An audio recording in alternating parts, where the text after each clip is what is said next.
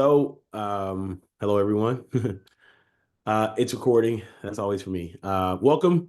Let's go. All right, we're gonna talk player development. If any of you all have, some of y'all know me, like I know Dr. Demario knows me, but if you've seen me on social or if you see me on LinkedIn or YouTube, you know I like talking about player development. I could talk about this all day. I always ask people, what can you talk about? What can somebody give you 10 minutes to prepare for, and you have a whole presentation? I'm like, I only need 10 minutes. Give me two. Let me drink some water. I'll be fine. All right. So for introductions, what we'll do, one thing that is big and some of you all are learning in this space is people connected. So you can put it in the chat. One time I did a webinar and let everybody do their introduction. It took 30 minutes. So you just put it in the chat and be whatever you're comfortable sharing in the chat, because I will always say that, because one time I left my number in there. This is when I was working for a college football staff. This guy text messaged me every single day about some player on his team, and I was like, "You do not have 50 players that can play college football in one program." So anyway, if you want to email, you can say reach out to me on LinkedIn, whatever it may be. Just put that in the chat so people can know who's here. It's always pretty cool seeing everybody connect. So yeah, all right, perfect. And if you need my stuff is actually, I don't put it on Party Side. Y'all know where to find me. I'm not hard to find. It does take me time to message back, though. I'm getting better at that. I am getting better at that. All right. So if you are left on red, I've seen it. I am going to respond. All right. So what you can expect is an interactive session, player development clarity, player development path overview, and an outline of a player development plan. So that is what you can expect. Now, there's a big promise at the end. You're going to leave with something that will help you. If you want to create impact or you have access to athletes, you can literally do it tomorrow. Okay. So that's my big promise. I want to say really my big guarantee, but I'll stick with the big promise word for now. All right. So stick around to the end. My expectations: active participation, respectful communication, ask questions, and I'll have breaks and I'll say, hey, does anybody have a question? Ask it then, be engaged, and confidentiality. So the confidentiality part, I always talk about this. Nothing that I'm talking about is nothing I never ever talked about before. But today we're going to talk about resumes, right? I thought I had them. I was going to show mine. I may go get the drive if I'm not long-winded and I get on point. But we're going to talk about resumes. I always tell people keep it confidential. You showed up, right? So why would you give it? I'm gonna give them all the stuff. They don't have to worry about. They're gonna hear about player development, but you all getting resume things that will help. Last week, our webinar, we talked about what do you do when you see what do you do when there's a role that is that there's something on the jobs and responsibilities that you've never done before. So we talked about that, and I actually turned it into a podcast. So anyway, there's going to be some stuff talked about here. Keep that stuff confidential. You're not sharing anything or keeping anything from anybody, so don't feel bad. They go listen to my podcast. I talk about everything, but I always just want that's my deal to reward you all for showing up. All right. All right. So in the chat, we should have some stuff going in the chat. Introductions. Oh, we have no Oh, there we go. Perfect. Thank you, Anna, for starting it off. We should have some introductions. Once again, you just say your name, find me on LinkedIn if you want to reach out. But in the chat, tell me why you are here. If you are number one, I want to understand what player development is. Maybe some of you all went to the NFL player engagement call on Wednesday, which I'm really excited about. I'm doing 2 podcasts on that. Yes, 2. And you're like, hey, what is this player engagement? Because you may have seen like, hey, there's 530 people on this call. There's 32 NFL teams. So that means that for all of us to get a job who are looking for a job, they would have to hire 16 people to a staff, which they're not doing. You say, you know what? So let me look at the college player development or whatever. Maybe you want to find out what player development is. That's number one. So put a number one in the chat. Number two, if you're interested in the role. So maybe you were like, I don't know what it is. I went to that call. I'm interested in the role. Put a number two. And then number three, if you want to create a plan to impact athletes. So 1, 2, or 3 in the chat. Some people put all of them, 1, 2, 3, 4, 1 and 2 from Eric. I see. Thank you, Eric. We got 2 and 3 from Anna, all from Eric. So yeah, awesome. And this too kind of just lets you never know who's on these calls. Like, for instance, thank you for the introduction. This is why I always say to do this stuff. You never know who's on these calls. Alexander Martin has signed up. He hadn't been on one yet, but he's going to jump on one, and you never know what they're looking for. So I always like to keep the chat active, and I like to keep it going. All right. So we got 2 people in the. Oh, we got people coming in. There we go. Let's go. Here we go. All right. So, all right, I'm gonna talk about my player development journey real quick. I always want to share this because I want you all to see how I got into it, and there may be some similarities in my path and your path. But right here, you see this picture. I was a high school coach for 6 years, and I was a high school coach at my alma mater, Hightower High School in Missouri City, Texas. If anybody is used or familiar with Houston, And every single player you see there played college football, and the row behind them, every single player played college football. So I had the opportunity of helping these guys get recruited. So what would happen is all these coaches would meet with me to get information on the players, transcripts, all this, who's their parents, what are they doing. And one coach, he actually works for the University of Missouri right now. He said, Jones, you're not going to be at the high school level very long. I was like, oh, that's awesome. I just want to do what I want to do. I just want to help players get to college and teach. Right. And so one day, University of Houston, my alma mater, wins the Peach Bowl, and one of the coaches says, hey, man, I'm coming by your school with Tom Herman, who was the head coach at the time. And I'm like, all right, sweet. So they come by. Tom Herman's talking to us. Hey, coach, we had a couple kids that decommitted. And I said, hey, coach, we got a couple kids here. The junior class is got a few guys, but that sophomore class has a lot more players that could play at your level. And then my head coach is like, Coach Herman, if I was you, I'd come here to talk to Jones. And he was like, that's exactly why I'm here. I want to interview you right now. And I was like, okay. And here he is with the Ohio State National Championship ring that looked literally that big. Like his ring was huge. So anyway, he interviews me. He says, hey, Ed Jones, I want you to be, there's a role I have, director of player development, director of high school relations is a combo role. So I was like, yeah, I understand the high school relations, player development. I'll figure that out. I'm saying, I'm telling him, coach, I'm excited to be a coach. I'm excited to coach. He's like, you're not going to coach. You're literally going to just do player development. I want you to be there for the players, and that's all you're going to do. And if you want to coach, show me that you be the best director of player development. So I'm like, sweet. So anyway, week goes by, 2 weeks go by, and he hires me. He hires me to the University of Houston. Here I am, smiling with my big old, I'm at my alumni cheese grin right there. Like, yeah, I'm not in the classroom anymore. I don't have to worry about, I like teaching. I just didn't like grading papers. So anyway, as you can tell, I like teaching. Y'all probably figured that out. But anyway, so I'm at the University of Houston. I'm doing a role. He told me 3 things to do: take care of the players, get in the community, and get the guys summer jobs. That was it. And so anyway, I'm like, cool, I'm gonna do that, but I'm still thinking I want to coach, right? I'm like, yeah, I'm gonna be assistant coach in 5 years. I'm gonna be a head coach in 15.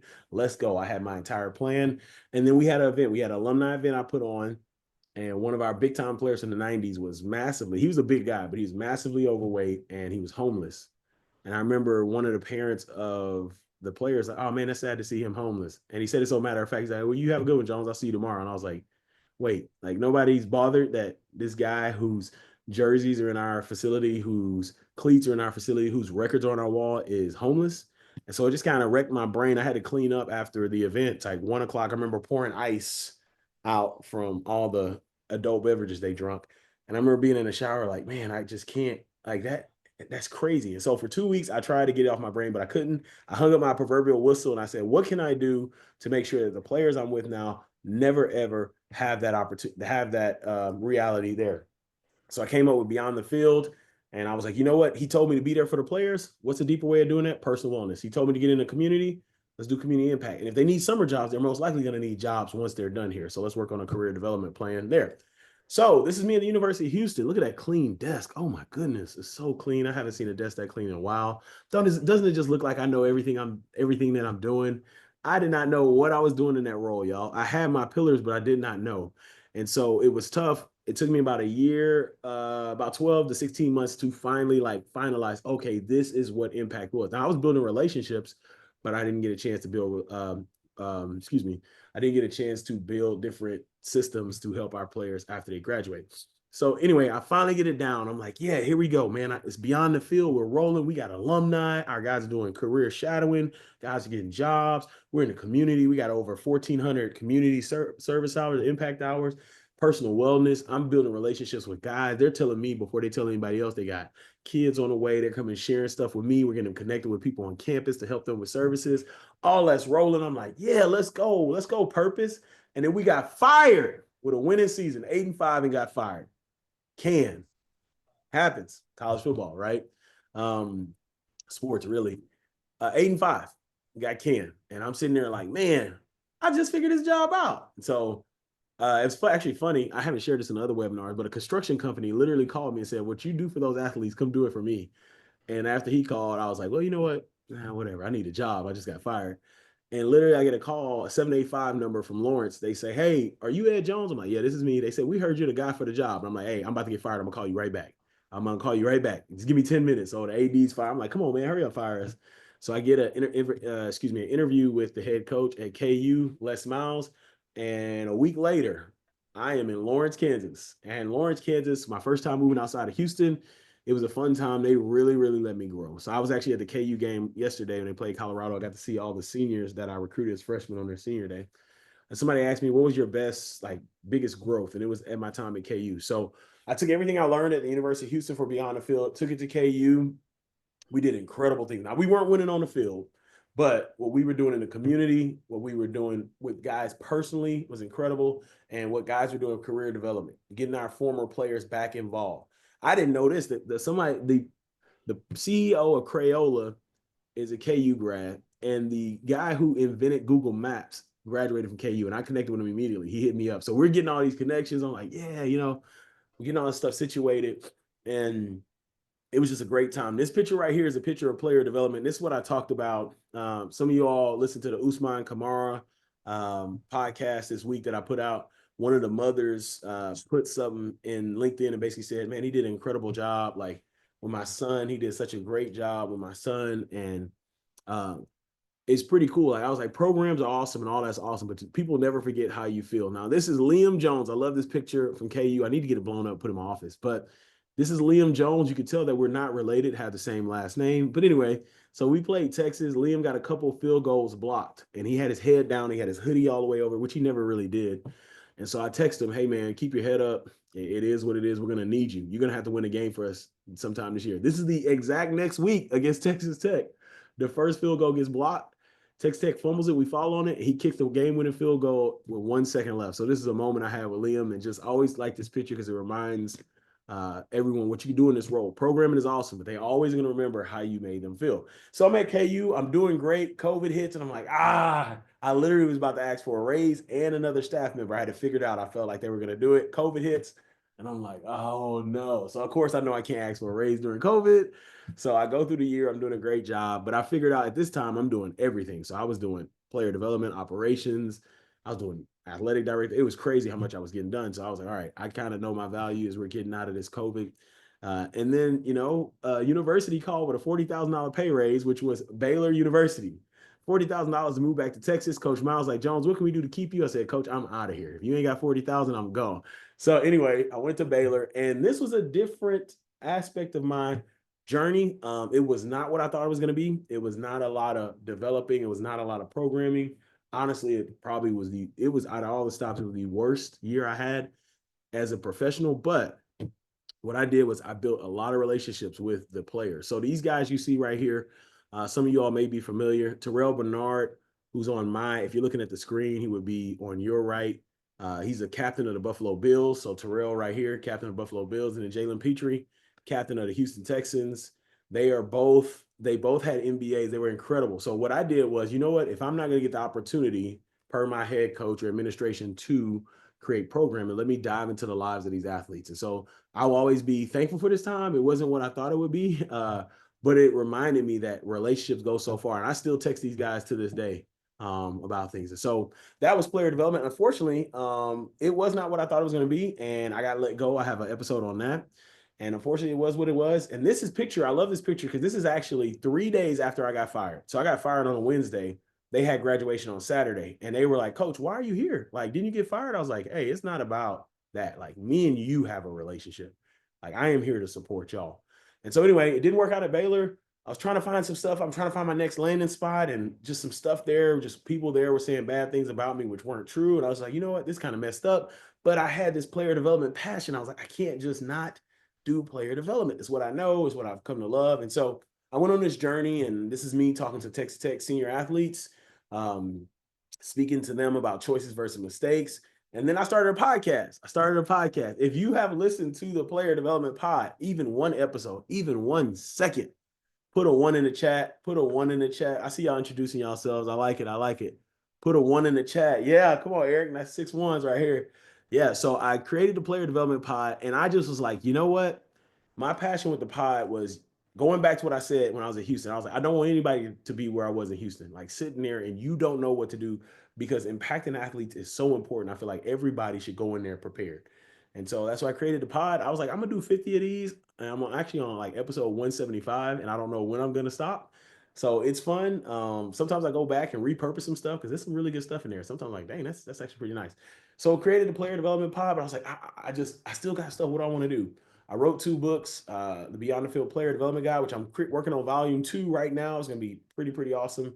Going to be a handheld book. These are both ebooks. I'm getting my first handheld book that you can actually grab. I can sign it, all that good stuff. And then the Head Coach's Guide to Player Development. This book, actually, this is pretty cool how this book started. I was like, man, one day I was thinking like, man, I wish the coach at Baylor knew how I could have helped him in player development. So I started writing stuff down, and it ended up becoming a book. So I was like, you know what? Maybe there's coaches that don't know that someone can help them. Then from there, someone was like, hey, we all need to get together. We need to get together. And I was like, man, that's awesome. And they were like, everybody kept talking to me about it. Hey, Ed, we need to get together. And I was like, awesome. Like, find a place. And they're like, no, Ed, we need you to get us together. So I created a player development conference, which was virtual the last 2 years.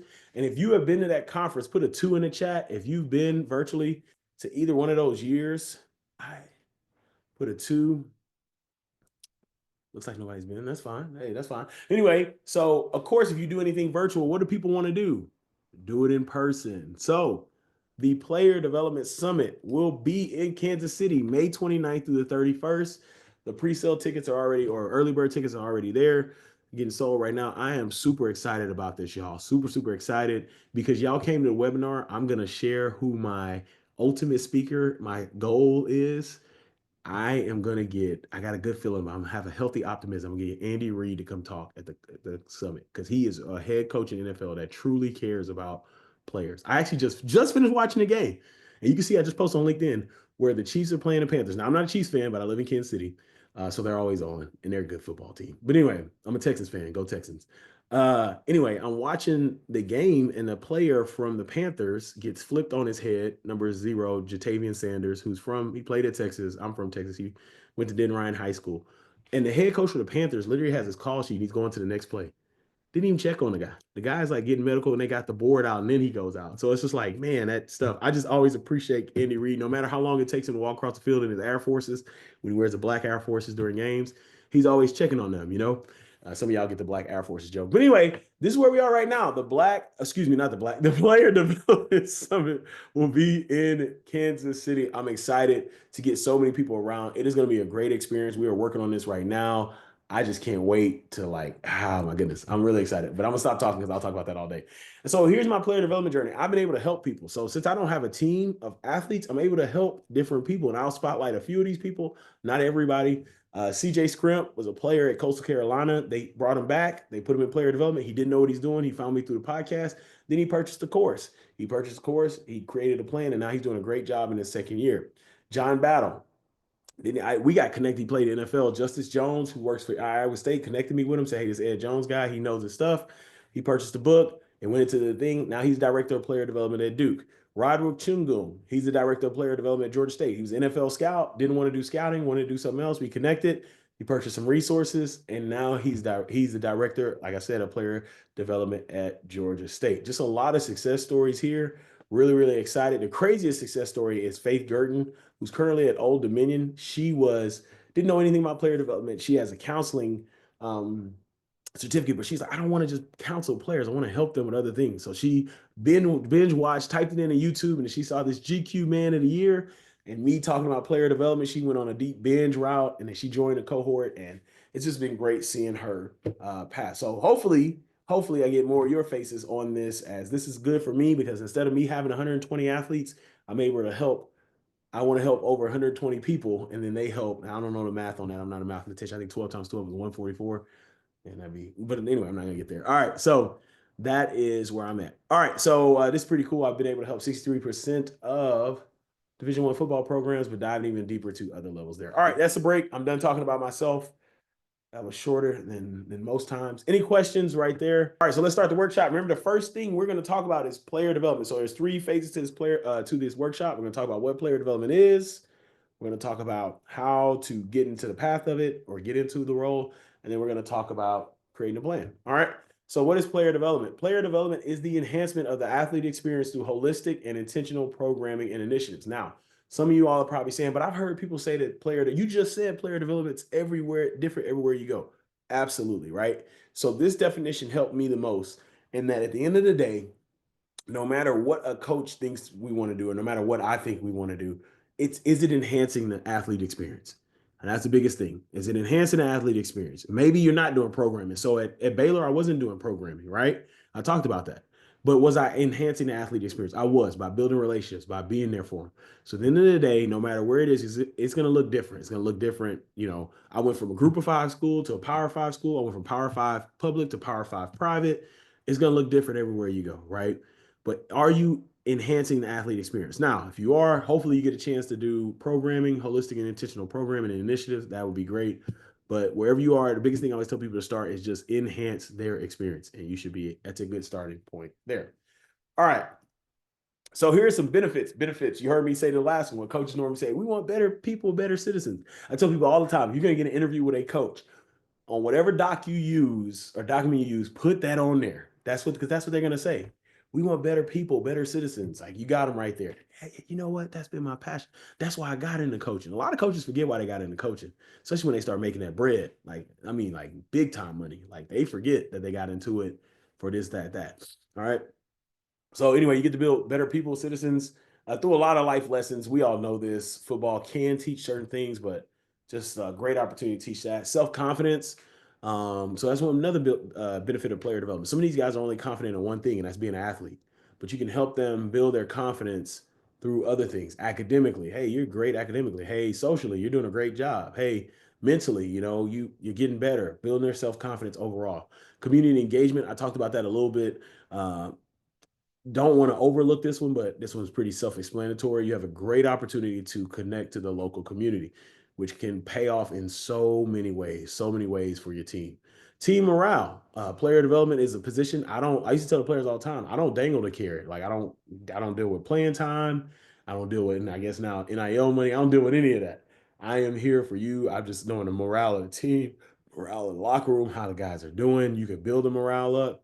One thing at Kansas, we were losing, but one thing a student told me, which is great, they're like, man, you come in every week with the same energy. You're consistent, even with the wins and losses. Nothing knocks you off your horse. And so you have opportunity to build the morale of a team. Shout out to KU. I know somebody on the staff. They said that the players were walking around. You couldn't tell that they were 1-5 at one time when they were 1-5. They said you would have thought we were playing for a Big 12 championship the way they're walking around. So you have a lot of opportunity to build that morale and player development by encouraging. You get to create a winning environment. I'm going to talk about KU again. Once again, when I said I was there, we weren't winning, but what we did a lot of stuff off the field that taught these guys that they can win. So building a resume was a win. We celebrated everything. Anything that was new, anything that you felt fought through a challenge, we celebrated, as a win. And so when they actually got to a bowl game, I texted people on staff, and one person texted me back like, "Hey, like, you had a part to play in this too because you helped build a winning environment." I was like, "Oh wow, that's pretty cool." Identity engagement. Going back to what I said earlier about self-confidence. Some of these guys only know one thing. In football, I played football, I know football. When you're bigger, stronger, faster than kids, you automatically get put in. That's a college football player, that's an NFL player. So when you're 8 years old, that's all you hear. NFL, NFL, NFL. Nobody talks about how you're a great artist. Nobody talks about how you have a great ear for music. Or like one of our players, I told him one day, I was like, you're a really good communicator. He literally could communicate with anybody in the building. But baby boomer, Gen X, Gen Z, I guess Gen Alpha's after Gen Z. I mean, he can communicate with anyone, literally anyone. Walk on, NFL draft guy, and I was like, hey man, you're really really good at communication. You should look into that. So you get to help identify different.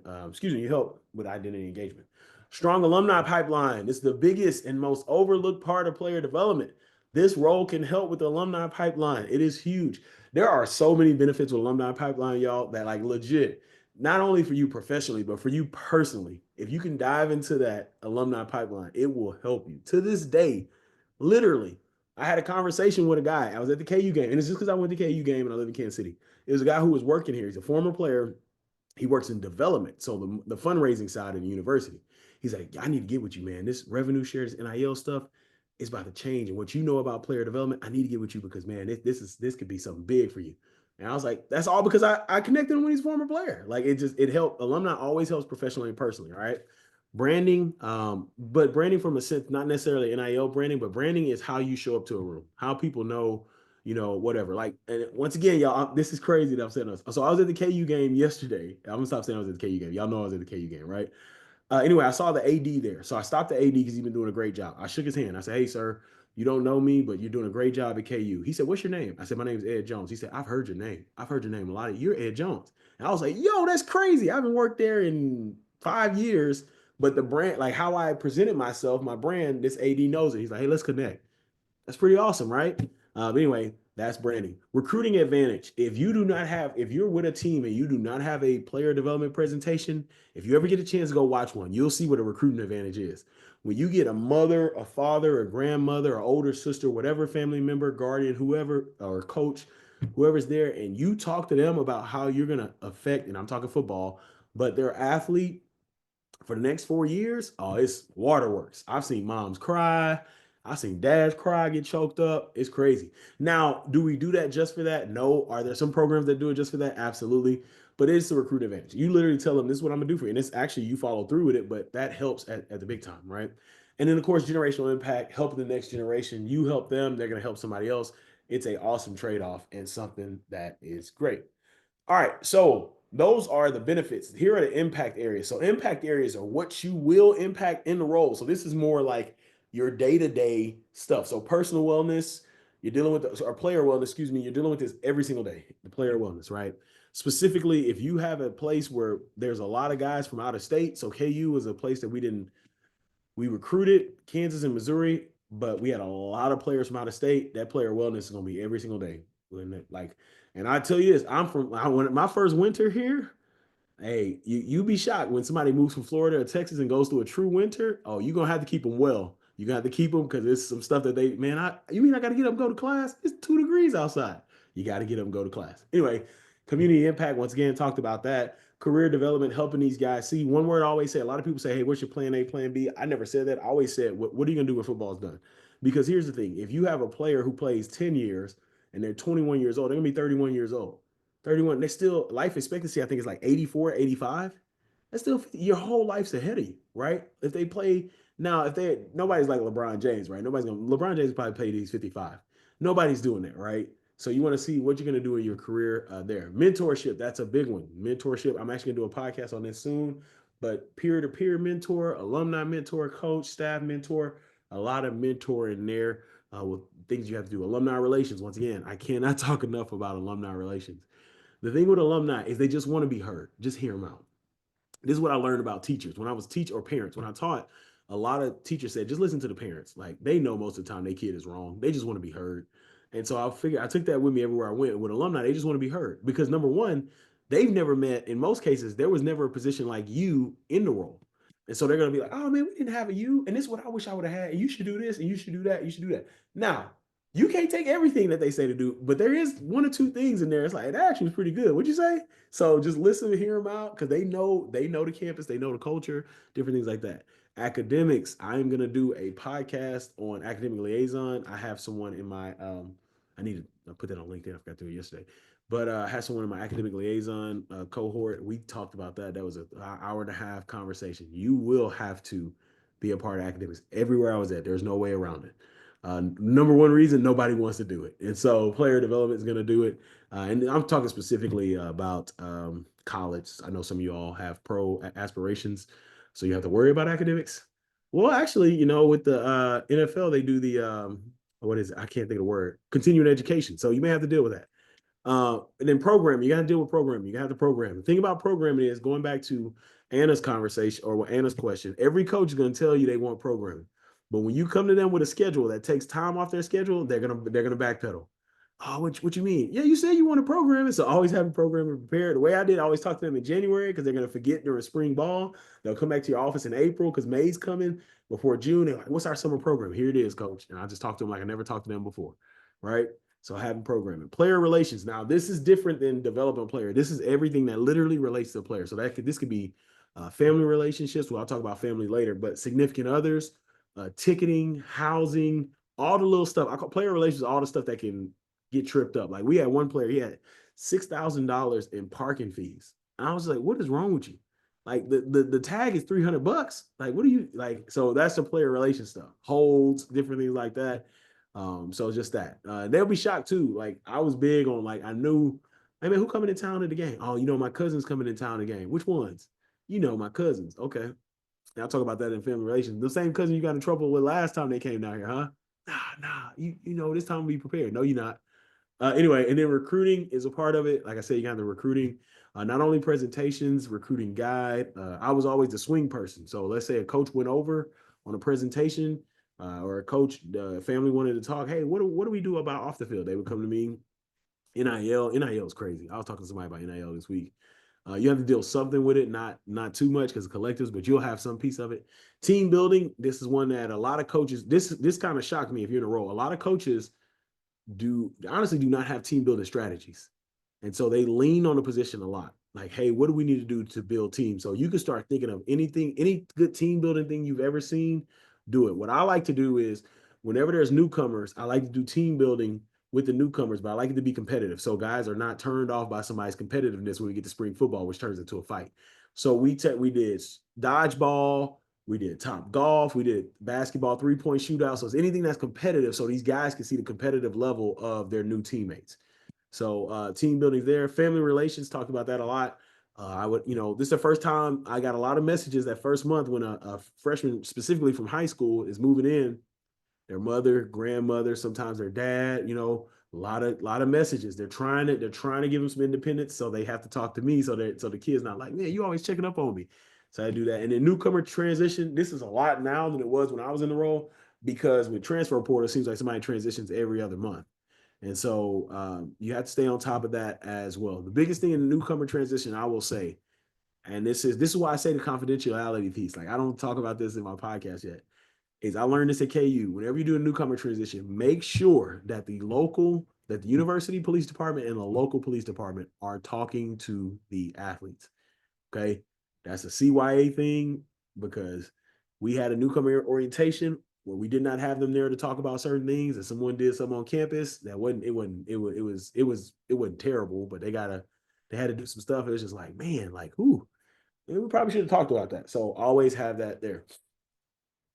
All right, so a lot of you all are in places where talking to a few all. Joe, good to see you, Joe. I see your email, Joe. I will respond. I will respond. I'm a little back on emails. A lot of you all are in places where you're going to have to pitch it to a coach, or maybe you work in another department and you need a coach to see why it's important. So I always put this in here, just a little tidbit. There are 3 areas that it can affect a program: players, program, staff, and external relations. Maybe somebody on here is a coach and they're like, what is this player development in? But it will impact your players, it can impact your program, and it'll impact the external relations that you have. So number 1, when we talk about player impact, leadership, it's going to help with leadership, right? You're going to be able to call things out. There's things that the accountability opportunity of this position is incredible. You're going to spend more time. The only people are going to spend more time with them than you is the strength staff, the sports med staff, academics, and the dietitian and equipment. Like, besides that, coaches don't even spend that much time because they're on the road recruiting, specifically talking about college football. So you're able to help with leadership, hold them accountable, see them grow. Mentorship. Don't want to spend too much time there, but you're able to be a mentor to them. Communication clarity. This is huge. What are the coaches saying? I've had players come to my office. I'll be like, bro, that is not what he said. He definitely did not say that. This is what he said. Or this is how we're going into a game. Or this is what you need to do. Someone asked me something whenever I was talking to somebody and they said, what do you do on road trips? And I said, I would always get with our newcomers, whoever was new to the travel roster, so they could have clarity of when to show up, how to show up during the hotel. Like, that means, I know this says be there at 2:30. That means you need to be downstairs at 2. So having that clarity with guys to make sure that they can have success there. So then how does it help the program and the staff? Academic support. I talked about that a little bit when I say you can be an academic liaison, which you will be. Insight for coaches, having some insight for coaches. I remember, funny story, I was working at University of Houston with Major Applewhite, and he asked me about this player. He's like, hey, Jones, what do you think? We're going to get this kid? I said, Coach, we're not getting that kid. He's like, oh, and he was kind of goofy. He's like, oh, Ed Jones, the guru. So, Ed, why won't we get this kid? I said, Coach, every time you talk to his family, his dad never looked up at you. He was always on his phone. His dad left lunch, breakfast, and our snack to go on the phone and talk to somebody during an official visit. I said, Coach, who do you think he's talking to? His wife's right next to him. So who do you think he's talking to? He's talking to another school. So we need to prepare for another player. And he's like, oh, Ed, oh, yeah, Ed, thanks so much. And guess what happened? The kid committed to Syracuse the next day. I saw it. I saw it come. It was like clear as day. And that's what I love about the role, because I'm looking at tendencies. The kid was awesome, but the mom was talking about the dad who I knew we all identified as the gatekeeper of the entire process he was not involved. When I tried to talk to him, he was short. He looked fidgety. I was like, yeah, he's not coming. So that's insight for coaches. Insight on team morale. Here's another story. So you all are familiar with fall camp in football. In about the middle of fall camp, every team does something. They go to a water park. They do basketball. They do paintball. They're going to do something to give the guys a break from hitting each other. Because if most places is hot, like when Houston, we had to do it a couple times. It's just so hot. You get tired of hitting. I know, Anna, you're out in Mississippi. It's hot. They just get tired of hitting each other. And so one year the players, and now the players know because of social media. Back then you didn't know. Like when I was in college, you didn't know, but now you know because then you look at Ole Miss. Oh, Ole Miss is going to do go karts. Okay, so then the players like we know it's coming, right? And so then all the universities, it kids every single year. Y'all check it out this year. Watch. Every single university is doing something, right? So our players came up to us and they had a simple ask. They said, "Hey, we just want to go to the water park. That's it. We don't want a lot. We just want to go to the water park." I was like, "Sweet, that's pretty simple." I'm thinking cost effective. Yeah, we can rent out the water park, like, or we can tell whoever owns it, like, we'll get season tickets, some sideline passes. Awesome. So we go to a meeting. I'm talking to my chief of staff, and I'm like, "Hey, I just want to let you know, they want to go to a water park." He's like, "I'm thinking bowling." I'm like, "Yeah, they want to go to a water park." And so we have another meeting. And then once again in the meeting, I said, I know that y'all are thinking about this and that. They legit just want to go to a water park. That's all they want to do. And so they have another meeting. And the third meeting, I'm like, "Hey, I just once again, I understand, Bo, I understand you're having me ask this boat, but these players want to go to a water park." And so they're talking to me about Jones, we going to water park. I'm like, "Hey man, I told them what y'all said, right?" So we get to the day that we know we're gonna do something, and I knew I was like, "Oh, this is gonna be bad." I told one of our operations people, I said, this about today's about to be bad." So we had our biggest player, Polynesian player in the middle room, shirt off, water park, water park. Everybody going crazy. And head coach is like, "Yeah, we're not going to a water park." And I mean, you could have heard a pin drop. And so they thought he was like gonna shock them, right? Because he's like, "We got to do practice, whatever we're gonna do, periods 1 through 6 and whatever." And so we didn't end up going to water park. So we get to practice. We had the biggest fall camp fight ever. Like literally, it's a fight, an inside run. There's a fight over there and one-on-ones. Somebody fought during a Gatorade water break. And I'm just like, and I'm like sitting there like, "Ah, I told y'all this is like," but the worst part about that is an NFL GM was there at practice because he dropped off his daughter who played on the softball team. And now I'm like double losing it. He like talked to our guys afterwards. He's like, "What are you guys doing? I'm a GM. Do you know what a GM is? I'm a GM." And like at that point, I didn't talk to anybody. I didn't talk to coaches. I didn't talk to players. I was so disappointed. But that was insight I had on team morale. If the coach would have listened to me, that would have been a great deal for us. We could have easily said, "Hey guys, we're gonna go outside. We're gonna practice hard for one through five periods, which is about 30, 35, 40 minutes. We're gonna practice hard and we'll go to the water park." They would have done it. But anyway, that's something that this role can do. The last part, the external side of what you can help outside the program is community impact, campus engagement. If you are with a campus, knowing the people in housing, knowing the people that do tours, knowing the people that just whatever, knowing people around campus helps so much. The people who are at the food hall, getting to know them as well. Like there's a lot of engagement you can do in an alumni engagement. I can't say it enough. Can't say it enough. That's huge there. All right, we'll take a break. Are there any questions? Any questions about what player development is? All right. So, how do I get into player development? It's a lot of people that want to ask this question. And honestly, I stayed away from this question for a couple of years because I thought, in a sense, I could not relate to people who want to get into it, and there's no specific science to it. Like if this was recruiting, oh yeah, I can tell you, hey, you can do internship, you get a GA, boom, we can make it happen. But player development's a little more tricky. But I was like, you know what? I gotta address this because I get this question so much, so much. And then I looked at my story and I was like, my story is not too different than what people have. I transitioned from a high school coach who didn't have a tie to this person and that person. There's a lot of people trying to transition from inside. Maybe you work on this part of athletics. Maybe you work in football administration. Maybe you work in recruiting. Maybe you have another job. Maybe you're a former player, whatever. A lot of people want to transition. So we're going to talk about getting into the door, getting into player development. All right. And so, sorry, y'all. I'm fighting. I think it's dusty down here. I'm going to make it though. Today, we're going to highlight Arkeem Byrd. Arkeem Byrd is the Assistant Director of Player Engagement for the Minnesota Vikings. And honestly, when I do this player engagement episode I'm going to do a whole bunch of these for people. So I'll do Arkeem Byrd, Jess Gray, Alexander Martin, a lot of people I know. Because there's no linear way to get straight into player development. Like you can't graduate with a sports administration degree and then go straight into a GA and then you're in player engagement. Now it does happen, but that's like literally the exception to the rule, like 1%. So most people have to go through a path to get there. So we're going to talk about the path, and we're going to use Arkeem Bird. How many people know Arkeem? Put AB in the chat if you know Arkeem.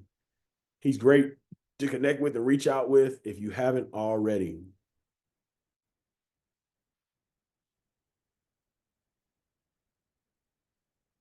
Yeah.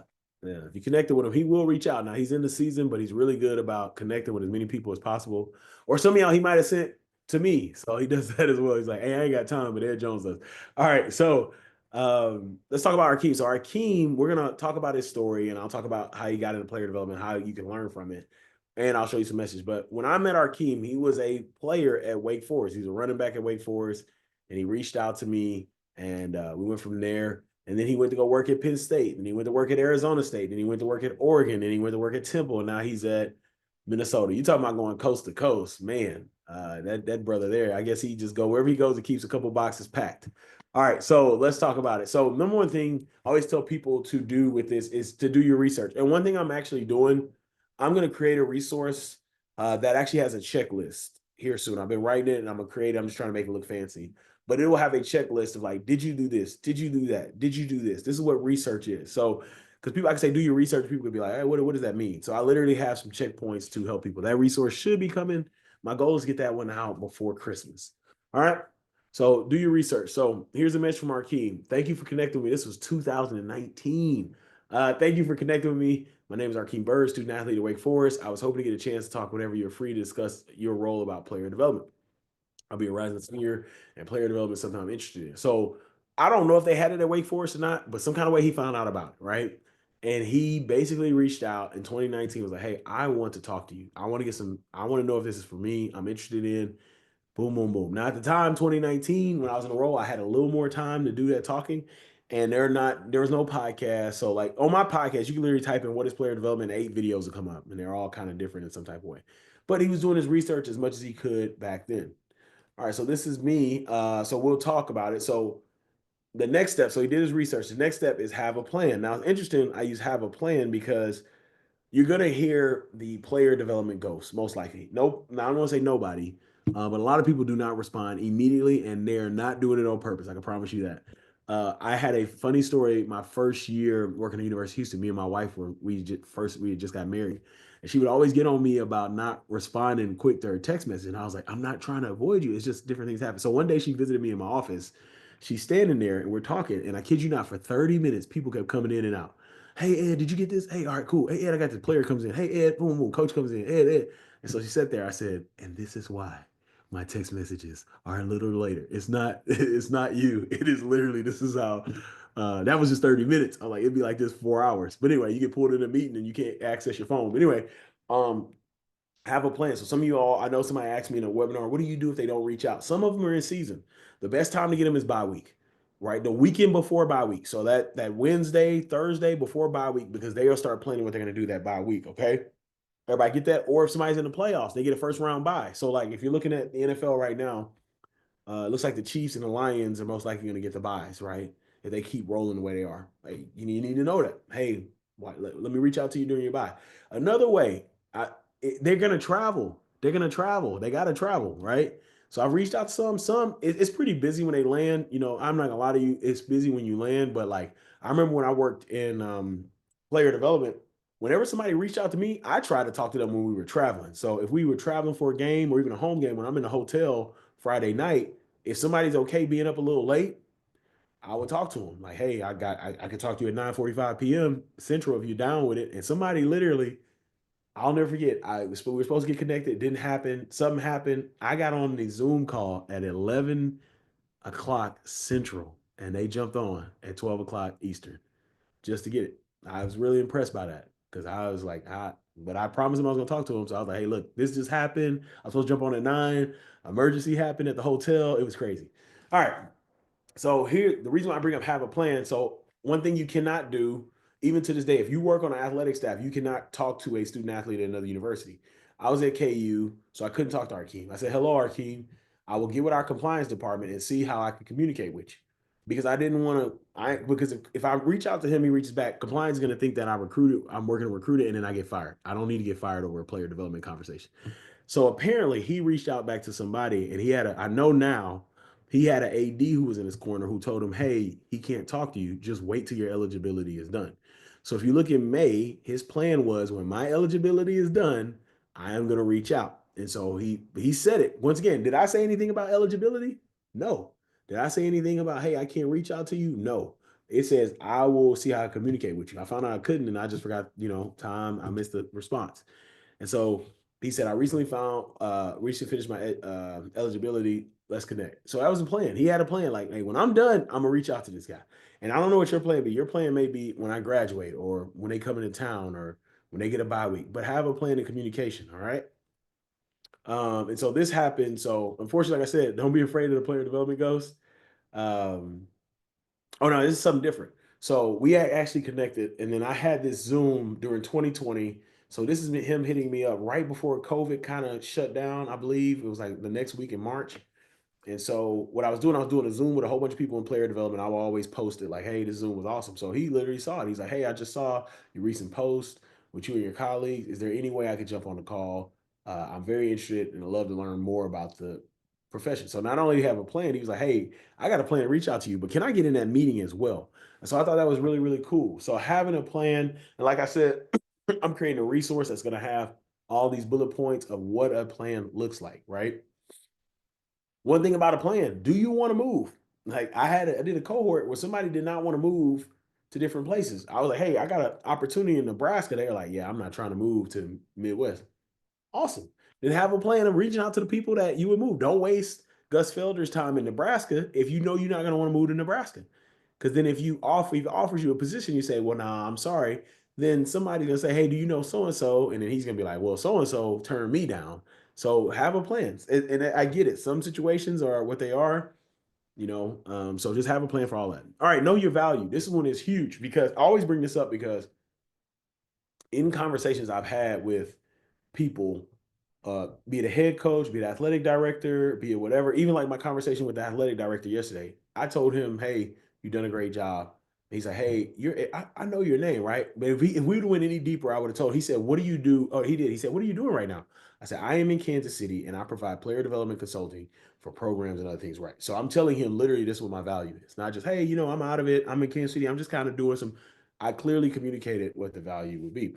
And so, even though you're getting in the role, you need to know your value. The biggest reason is because if it's me, I'm gonna ask you how you're gonna help us. Like, what can you do that I can't do, or somebody can do? Like, what is your value? Like, what can you do today? Like, how can you provide value to us today?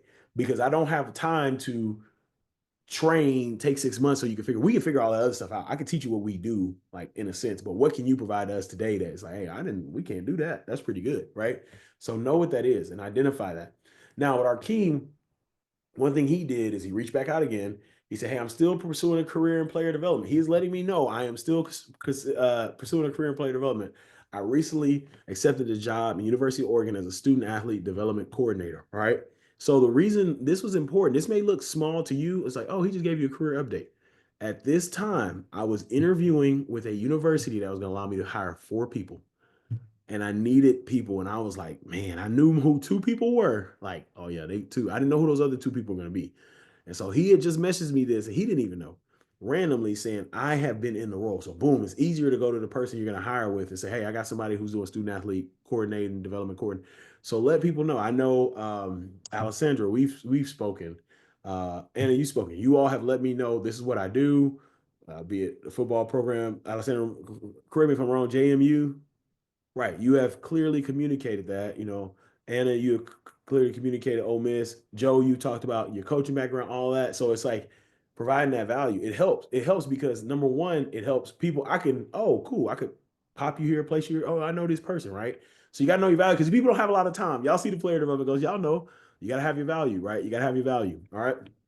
Next thing here is intentionality. This one's huge, huge. And I tell people this all the time and they don't listen. And it's just like, intentionality. One of the biggest things you cannot do to people in the role is say, hey, what is player development? Don't do that one. No, I'm just telling y'all right now, I'm saying y'all don't do that one. It's enough stuff out there now. Alexander Martin, he was at the conference and he talked about his biggest pet peeve. And Alexander's a nice guy, but he came hot at the conference. I was like, ooh, he came. I might release it so people, because he was telling people like, hey, y'all, like y'all got to be a little smarter how y'all doing this, right? Shout out to my Disney Cup. Um, they are not my sponsor yet. But he's basically saying like people are like, hey, can I talk to you about your player development career? He's like, um, Ed Jones has a podcast about that. Somebody else had a podcast. He said, I've spent 3 hours of my life talking about my career so you can take time to do it. And so you want to be intentional with your questions. I tell people this all the time, like be intentional with questions because what happens is, and I would show my LinkedIn messages, but I don't know how to like redact names and pictures, but you get messages that's like, hey, I want to talk to you about player development. I want to talk to you about player development. And then you get this one random message that says, hey, when you transition from Houston to KU to Baylor, what like going back to Anna's question, what was the same? What was similar? How you like that's now I want to answer that question because I don't want to answer what is player development. So you want to be intentional with questions and the time you have. They know you want to be in player development. You're reaching out to them. Don't spend the first paragraph talking about how, dang, what's the word? How helping athletes get you going. Like they know that. They know you wouldn't reach out to a director athlete development person if you didn't want to develop athletes. Don't spend time. I always tell people all the time, don't spend too much time. I like intros. Don't get me wrong. I do like intros, but don't ask them for stuff that you can find on their LinkedIn and don't spend too much time. Get to the meat and bolts. So right here, I'll use is there a question in the chat? Let's get info. All right, perfect. All right. Yeah, appreciate you, Gabrielle, in here in Kansas City. All right. So look at these two questions he asked me. Once again, this is y'all. When I say, and I'm not even in the role anymore, but I do get a lot of questions, which is fine. And it's just like I had a conversation with someone, and I'm a nice person. I promise I am. And he jumped on. He's like, "Hey, what is player development?" And I said, "Look, man, I'm gonna just I'm gonna send you a link. I got 8 videos on that. I'm not doing this. I'm sorry. like and I just because like really what it looks like for me, I'm talking about me. I can't talk about everybody in player development. So to jump on a call, I got to make sure my kids are squared away. I got to set things up. I got to be in the right room. And so now I'm spending, in a sense, I'm doing more work than you doing. Like I'm coming, giving all the effort. You sitting there watching. Well, you could have watched the podcast. Here's another thing I do. Now that I have a podcast, this is how I find out if people are truly serious about what they want to ask. I will send them the podcast and tell them, give me any questions you have after listening to the podcast. Do y'all know how many people reach out to me after that? I take 10%. And so I'm like, perfect. Once again, I'm not going to do more work than you to find out about something. So anyway, all right. So I'm going to get off. I just got to say that, y'all. Y'all did it. I got 34 people signed up. And once again, I don't know what happened. Things can happen. I get it. I get it. But y'all showed up. All right. So here are two questions that he asked are really good. Is social media important for player development? If so, in what ways do you use social media to your benefit? Now, all y'all have seen me on social media. Do you think that I think social media is important for player development? Absolutely. Right. But he asked, like, what ways do you think is beneficial? So I actually typed out this really cool message of like, and then what's crazy was when he texted me this message, I actually had tethered off a little bit. And I was like, I need to get back to posting because I can't tell him it's important. I didn't post. And the second one, I recently saw you were on that you were an associate AD at Baylor. Did your title change? Are you with administration or are you with coaches? So in thinking of job stability, I was like, that's pretty awesome for someone to think about job. I'm thinking about job stability. So those are two questions that are. Did everybody see the intentionality in those questions? They can do it. Like one question, I asked Dr. Lacey Carmen Johnson. She travels with the NBA so much, and someone literally she wrote a blog about literally what she uses to travel. Like I use this, I use this, I use that. You can literally ask her, hey, Dr. Lacey, I read your blog. Is there any, since you've written that blog, is there any new travel thing you use that makes you more efficient so you can continue to dive into the player's lives? Do y'all know how long that conversation could possibly be? That could be a 45-minute conversation because you read her stuff, you given her value to who she is because you read her stuff and then you ask about that. So just being intentional with things like that. All right. I'm giving some game. And then the last one is follow up. Y'all will be shocked at how many people do not follow up. Now, granted, I'm getting better at this. I'm getting better at this. But people who want to get in the role, not following up people. 2 webinars ago, we had somebody from Clemson and somebody from North Carolina was in the role. And I asked them, I said, how many people follow up with you? They're like, man, not many, not many. Follow up. If they give you a chance, follow up. Someone asked me, Faith, who was one of my mentees who was in the cohort with me, she said, when are they not busy? Here's a newsflash. They always busy. Follow up. They're never not going to be busy. It is what it is. When you're dealing with athletes, you will never not be busy. Now, those who work in the pros, that's a little different because they actually get to put their phone down. But anybody working in college, they 24/7. All right. Ooh, sorry. I'm going to have to take a quick break. All right. So follow up. So here's a good follow-up option. And following up isn't always, hey, I'm following up for a conversation. You'll see this follow-up, and he's following up with his new career update. Just wanted to thank you for all the years of guidance over the past couple of years, learning more about player development. I recently accepted a job at Temple University as director of player development. Let's continue to stay connected. That was pretty cool. That was pretty cool. And I will say this, if you are in the role and somebody that helped you get a job, please follow up with them. I helped someone get a job, and I knew they had the job. They didn't know anything about the job till I sent it to them. They got the job. I found out they got the job from the person who interviewed with them. They didn't hit me back. They finally hit me back 2 months of them having a job. And the first thing they said, first sentence was like, thank you so much. Second sentence, I have a question. I was like, that's not how you do things. And that, now I'm not gonna say they burned the bridge, but I'm very, that person, I didn't even answer their question. I was like, hey, congratulations on the job. Hey, right now I'm just super busy. I don't have time to, I don't know. I wouldn't be the best. Oh, no, this is what I said. I said, I wouldn't be the best person to answer that question right now. Could I have answered that question? Yes. But that stuff goes a long way. You help somebody get a job and they talk about how much I want to get in player, I want to get in player development, I want to get in player development. You get them an opportunity and they don't hit you up for 2 months. You know what I'm saying? So be careful with the follow up. Follow up with people. It goes a long way. I gave a tip on LinkedIn yesterday. I was texting some people that just won their sixth game. So I text Gus Felder because Nebraska hadn't been in a bowl game since 2016, which is crazy. When I grew up, Nebraska was rolling, like rolling, playing for national championships. But anyway, I text him, hey, congrats on getting on the bowl game, man. Y'all are building a program. Because every time he texts back, man, we're building a program. We're building a program. Y'all are building a program. I reached out to Savannah Bailey at Florida. Savannah, hey, it's an incredible job. Your player stuck with it. Like, keep going, you know? She's like, man, thank you so much. I saw Ashley Goodman yesterday at the game. I made sure Ashley Goodman saw me. I stood up in the stands. She's at KU.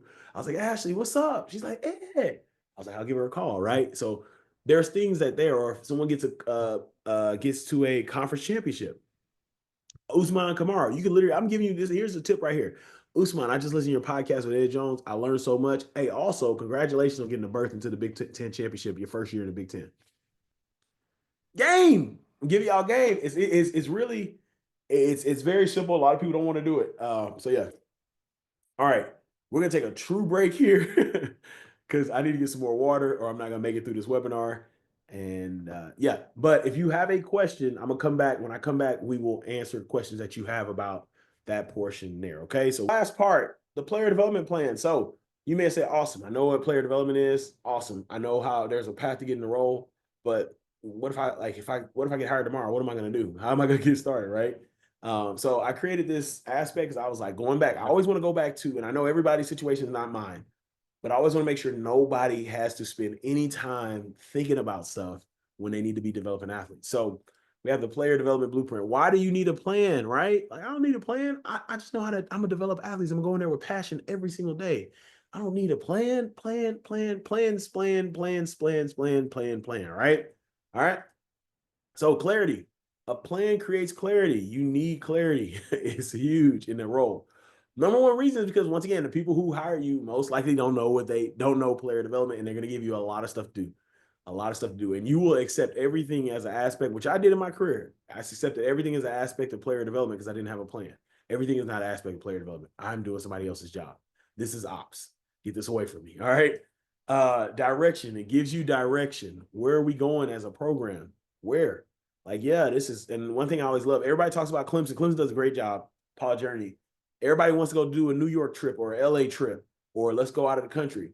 You might not have the resources to do that, all right? Like, people forget their local areas. Like, if you're near a metro, just go to the metro area. Like, yeah, New York, and you can do that later. That's fun. Nothing against those, but where's the direction, right? I knew one director of player development. He is at the other school in Mississippi. And he was saying that they were like, we should go to Atlanta to do community service. And he told the coach, like, we can't, if we leave this state and do that in Atlanta, that would not be a good look. And so there's got to be direction. You know, you could take the aspect of, hey, they did a business trip, or hey, they did a community service deal. Yeah, take the aspect, but have direction in what's best for your program and your players. And then it allows you to communicate. You're able to communicate what's going on. What's going on? Like, this is what we're doing here. This is what it's going to look like. This is how it's going to go. If you don't have a plan, there's confusion, right? That's the opposite of clarity. You're lost. It's the opposite of direction. You're just sitting there like, man, what am I doing? And then lack of communication. Nobody knows what your role is. You don't know what your role is. Nobody knows the plan. Boom, boom, boom. Now, the benefits of a plan, you can easily communicate your role and your impact. I can communicate my role. This is what I do. This is how I get it done. Here are our pillars. Boom, boom, boom. I remember one time I was visiting my wife at work. This guy was like, "Oh, you're the babysitter for the team." And I turned as red as I could turn red. I was like, no, I'm not. And then I turned green, and then I had to like come back down because I had got like 17 times bigger than I. No, I'm just playing.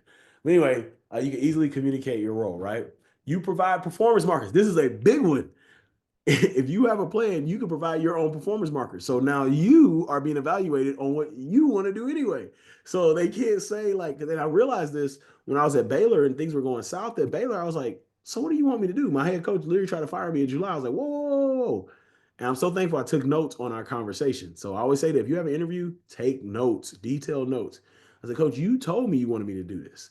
But if I had a plan, I'd say, hey, this is the plan. Here's my performance markers. Boom, boom, boom, boom. Right? You get to control that. Athletes understand, coaches and staff understand, and then you have a guideline for programming. Going back to what I said, DePaul Journey does a lot of great stuff. That does not mean you have to do exactly what they do. You can do an aspect of what they do. A lot of people get caught up in, oh, I need to take this trip, I need to take this trip. And then you spend so much money, so many resources, they don't want to give you any more money again because they don't understand how it works. So if you can do it, but if you can't, it's okay not doing it. All right, so let's make a plan together. So this is the thing that you're going to take away. You're going to take this. You're going to be able to have this document in your hands. Um, so the big thing, what will we focus on? What are we going to focus on in our plan? All right. So right now, I want you to write down five things, just five that come to your mind, and then we'll circle the top three. Five things. When you develop athletes, what is the biggest thing you want athletes to be able to achieve, or you want to pour into their lives because of this role? What are those five? You can write it, type it, and then after that, we'll talk about something else. All right, perfect. I'm gonna give you 30 more seconds and I'm gonna hit y'all with the old school SAT pencils down. No.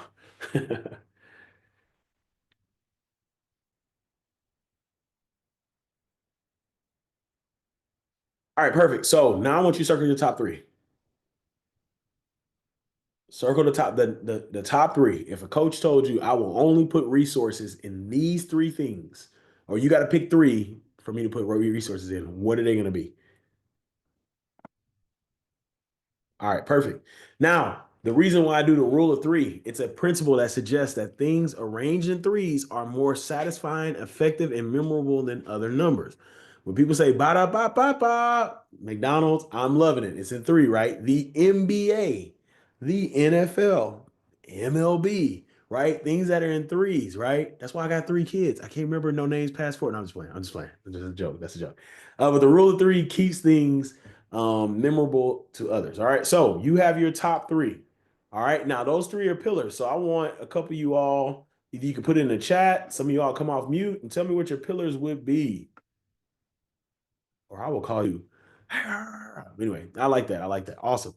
So then in each of those, you will have what's called components. That is, okay, because I want to do this, this has to be underneath. So like if we're looking at academic success, as Joe said, then academic success, there has to be academic markers, right? You have to have what does success look like?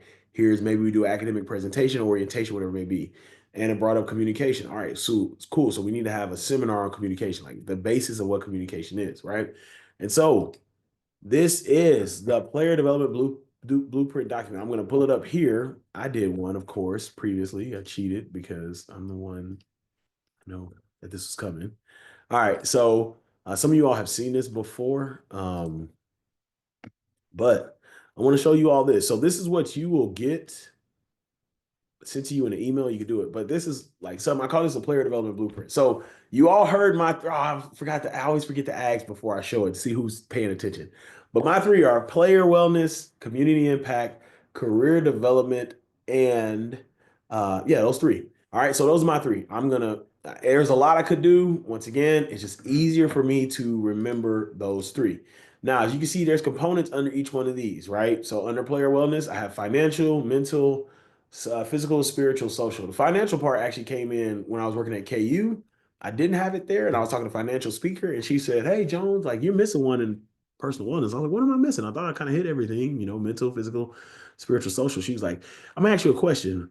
if their finances are wrong, do you think it messes with their mental? I was like, oh, absolutely. She's like, do you think it messes with their physical? I was like, oh, absolutely. She's like, do you think it messes with their spiritual? I was like, absolutely. She's like, do you think it messes with their social? I was like, absolutely. She's like, you miss the financial. I was like, you know what? I'll add that one in because that actually is really well for personal wellness. Unfortunately, a lot of people make bad decisions because of financial reasons, whatever it may be. So added that. And then you can see community impact. So you have the pillar and you have the components there. One thing here, and this is I like this, and this is something I wish I would have had when I started. But I put all my thoughts and ideas here. So you see, I took some examples: financial literacy, mental health, cultural awareness, back to school event, right? Soup kitchen, campus cleanup for community impact, for career development, alumni shadowing, local business trip, excuse me, and then lunch and learns. So you'll get this document. This could be a working document for you as you continue to figure out what to do in this space. Everybody kind of understand that? So you'll get that. Your three may change. It may change to from personal, like for me, I don't think it's gonna change for me. Those kind of like stuck in it. But let's say a coach hired me, I got back in it, and the coach was like, hey, look, we're good on the personal wellness side. Like community impact probably would change. Let's say for instance, I get hired in the NFL. Community impact is handled by the community relations department. And so that pillar, there's gonna be another pillar that I probably need to put in there. Not probably, that we'll need to put in there to make things happen. Everybody kind of understand how this can change as well. All right, so perfect. Any questions on this document here? All right, I see there's some questions in the chat. All right, so quick question for you: did you learn today? And if you put no, get out of the get off the call right now. No, it's fine. Did you learn today? Let me know in the chat. Perfect, perfect. Thank you, thank you, thank you. Ah, my ego is Richard. No, I'm just playing. All right. Was this workshop valuable? Yes. Once again, if you say no, I mean you can be honest, but I'm just gonna remove you. All right, can I go deeper real quick? Just real quick. Do I have your permission? All right, I get head nods, thumbs up, all that. All right, perfect, perfect. Okay, so want to talk to y'all something about going a little deeper. So we finished by creating a plan or having a blueprint, but here is something that can go even a little deeper with the plan. So, before I get to that, please, please, please, I will send you a link with a testimonial. You can do a testimonial on that or LinkedIn, whatever you want to do it, however you want to do it. Always appreciate testimonials. They mean a lot. And as I'm getting more years in this business, I realized the importance of testimonials. So people will text me stuff like, do you mind just typing that out real quick? No. All right. So player development plan course. So I created a plan course that dives way deeper into all of this stuff that we talked about, right?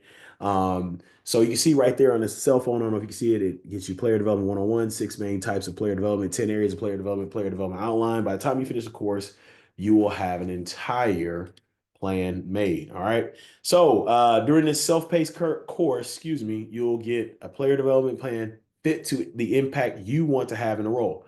So I'm gonna use Libby as an example. If Libby takes the course, this will be literally fit to what she wants to have, not in the role as she creates her lane in the role. Okay, everybody kind of get that? All right.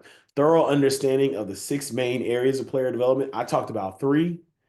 People remember personal wellness, community impact, and career development. There are many. And a plan of action for the 10 unique aspects of player development. And then you'll get templates. I'm a big person of templates. I wish I would have used them when I was in the role, but I make a lot of them now.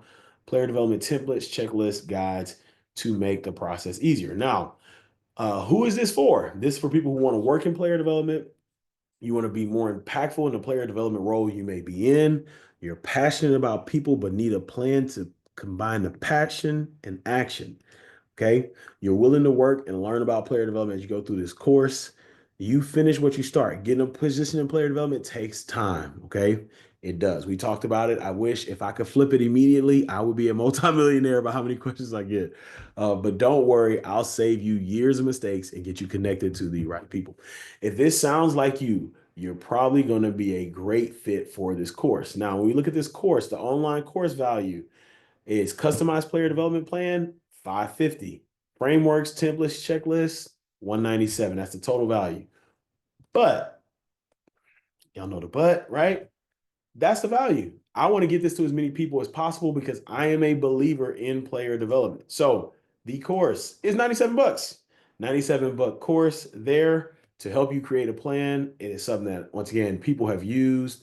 Antoine McLean, who's with Clemson, has used. Other people have used as well. And I will send that link to you in the email. I'll put it in the chat here in a little bit, but that is the course there. All right. Everybody got that? Gonna dive deeper into what we talked about today. So grateful for you all jumping in today with me. Being here with me means a lot. Really, really want to thank you so much, Libby. That's pretty awesome. We need to connect because I definitely want to see what you're talking about. We can help there. But once again, thank you all for making time.